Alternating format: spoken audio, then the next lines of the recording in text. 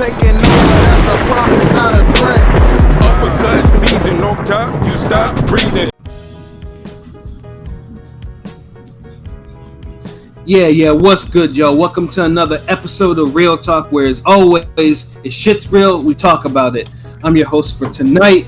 It's nice since it's after 6 o'clock to me. Pat Scorpion, New England representative, and as always, I got my man with me. I'm gonna let him introduce himself. Yo, what it do? LB, a lot of Del Boss. Jesus, Shutterworth to God. The world is out now. You know what it do? Go artists. RingGangRadio.com in the building. Let's go. Yes, sir. Ring Gang in the house forever and always, and make sure you listen to that shit though. Trust me, if you're in the mood to fight somebody, you know, you hate an authority figure or something like that, or you got an invisible enemy, go listen to that shit. You know, it'll help you motivate you. But yeah, you know, I got my other man with me. I'm gonna let him introduce himself. Hey, yo, what's good? You already know who this is. Your boy King P, Bodega Boxing in the building. Ring Gang Radio all day. Let's go.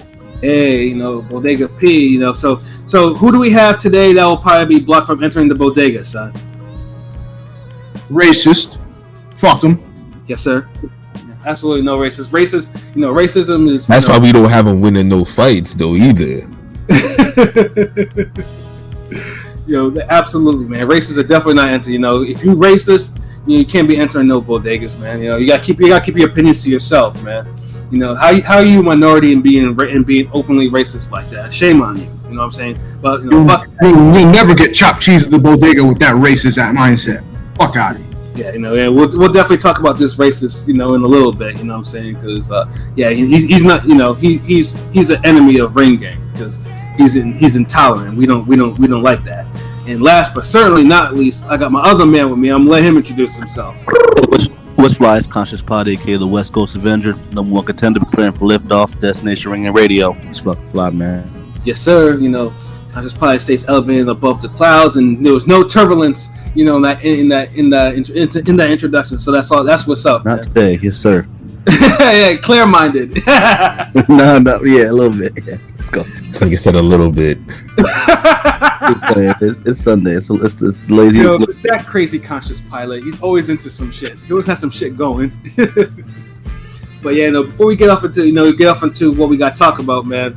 Yo, little PSA, man. Look, boxers are just like every other people, bro. Like, except the fact that they are crazy enough to step into a ring and risk their lives for 36 minutes for money and championships and some other shit they probably are fighting for.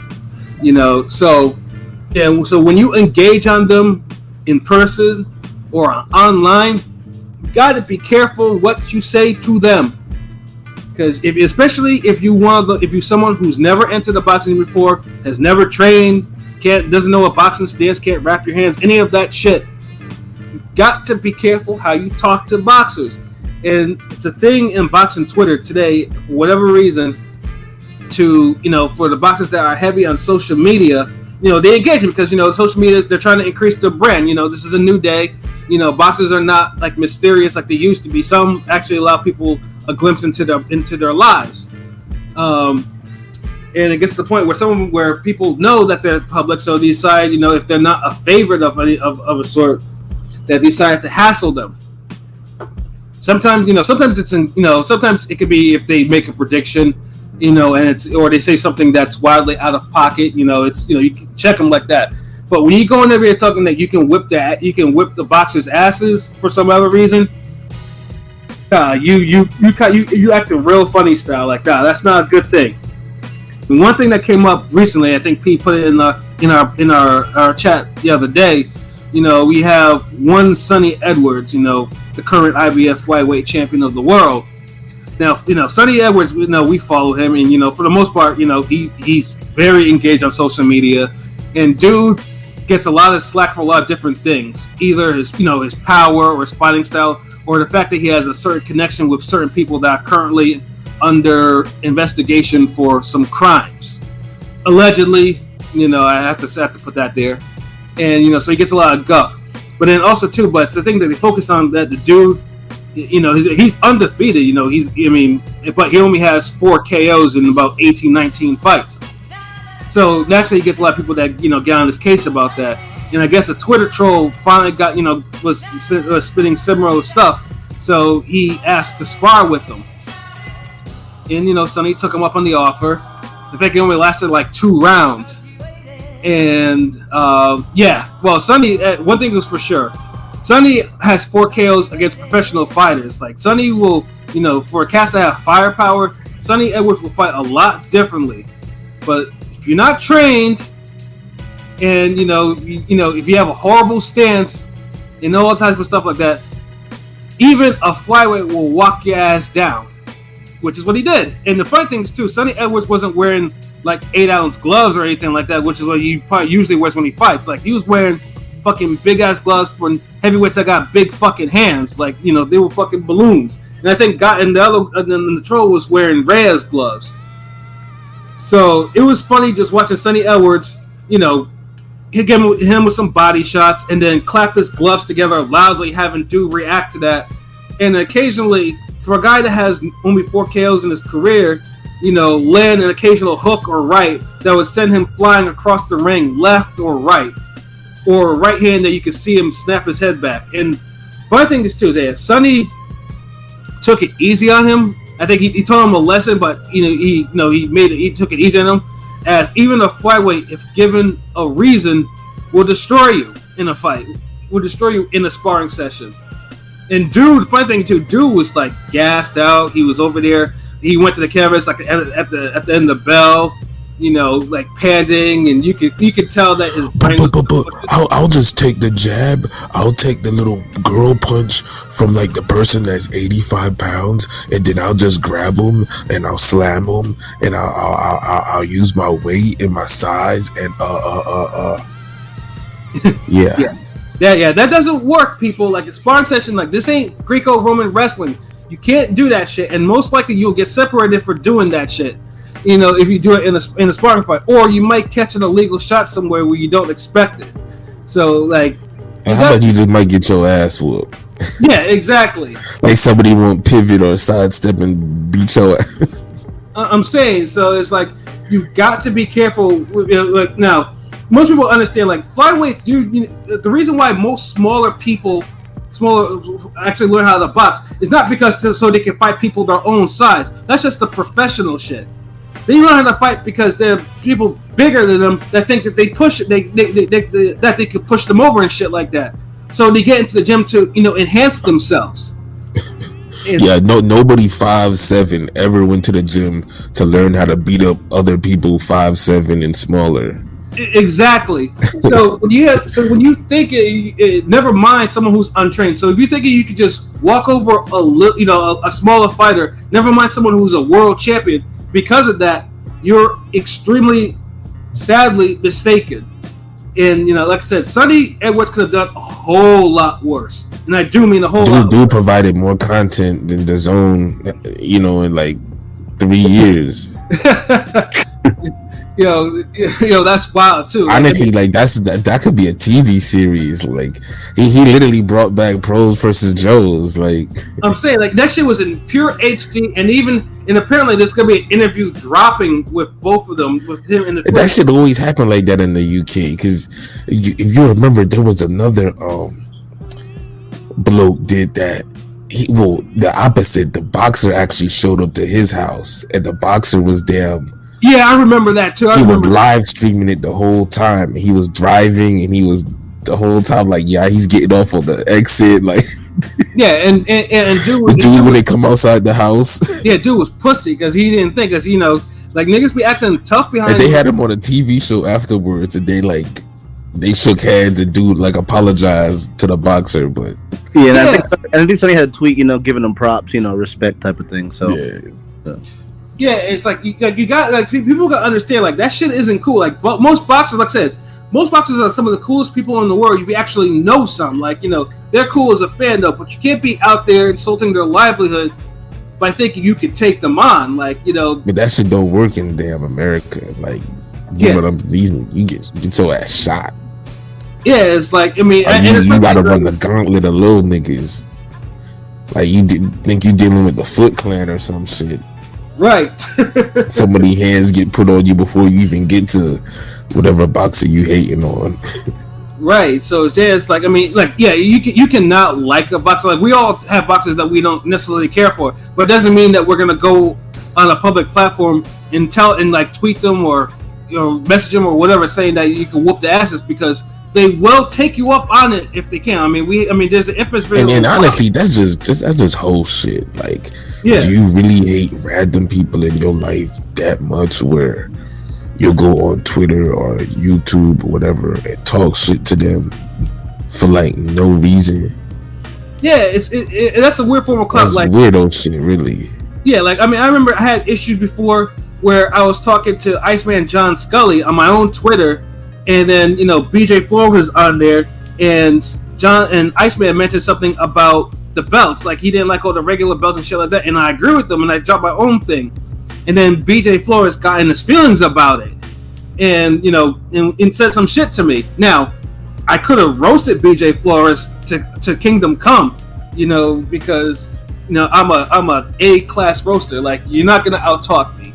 Like, if I get in my bag, I'll have you ashamed of yourself. But I didn't want to do that. I didn't want to do that on pub, because it's like, why? Because if I do that, then BJ's gonna like, oh, you should, come spar with me and shit like that. See if you talk all that. And I didn't want to do that, so I just let it be. I was like, you know what? I'm not gonna engage with any foolishness. I'm just continue to talk to Iceman and just keep it moving.